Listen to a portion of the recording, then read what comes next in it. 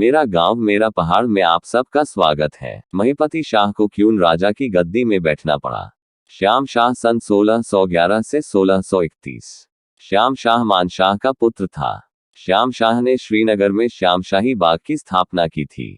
श्याम शाह के द्वारा शिरोमणि ग्रंथ की रचना की गई थी। श्याम शाह के राजगुरु शंकर देव थे। शंकर देव ने 1623 में वास्तुशिरोमणि ग्रंथ की रचना की थी। श्याम शाह के समय चंदों व पवारों में अच्छे संबंध थे। चंद राजा त्रिमल चंद लक्ष्मी चंद का पुत्र भागकर श्याम शाह के दरबार में सहायता लेने आया था। सन 1631 में श्याम शाह की मृत्यु नाव डूबने से हुई।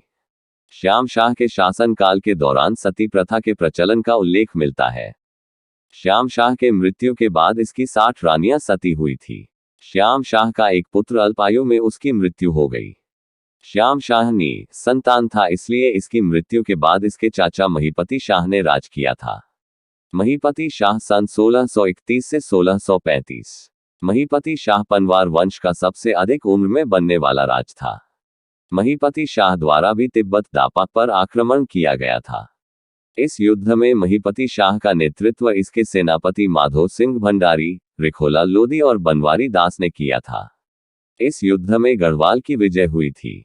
महीपति शाह ऐसा पनवार वंश का पहला शासक था जिसने तिब्बतियों के निर्णायक युद्ध का सामना किया तथा इसी युद्ध के दौरान महीपति ने नागा साधुओं की हत्या की थी।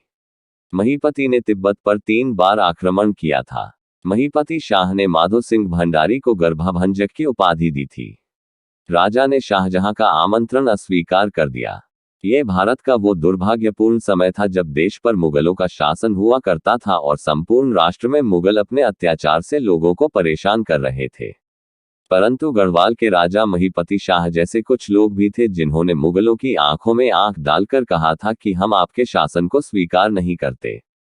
असल में इस कहानी की शुरुआत होती है शाहजहां के मुगल वंश की गद्दी पर बैठने से। शाहजहां ने राजतिलक के समारोह में उस समय के सभी राज्यों के राजाओं को बुलाया था और इसी दौरान गढ़वाल के तत्कालीन राजा महीपति शाह को भी आमंत्रण भेजा गया।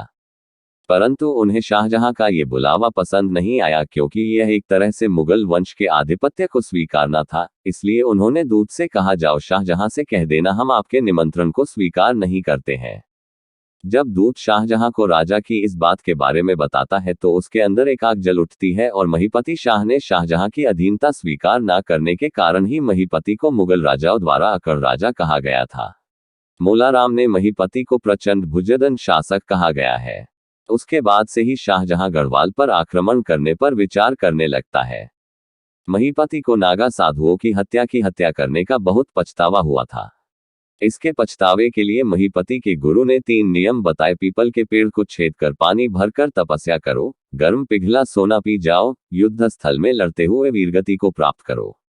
महीपति ने तीसरा मार्ग अपनाया। महीपति शाह एक योद्धा थे और वह अपने राज्य का विस्तार करने के लिए हमेशा युद्ध लड़ते रहते थे। परंतु एक युद्ध में लड़ाई के दौरान महीपति शाह वीरगति को प्राप्त हो गए। अगर आपको स्टोरी अच्छी लगी तो लाइक शेयर और सब्सक्राइब करें।